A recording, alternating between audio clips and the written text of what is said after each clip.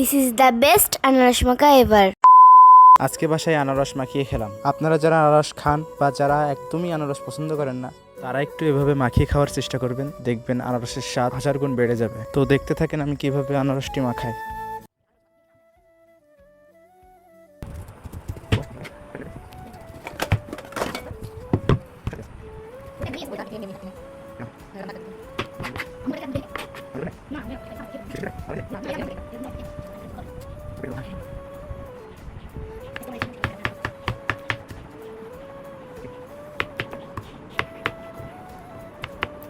অন্যান্য মাখা থেকে আনারস মাখানো অনেকটাই সহজ। প্রথমে আনারসের খোসা ছাড়িয়ে তারপর ছোট ছোট করে কেটে পরিমাণ মতো কাসুন্দি, মরিচ আর লবণ দিলেই আপনার আনারস মাখা প্রস্তুত হয়ে যাবে খাওয়ার জন্য।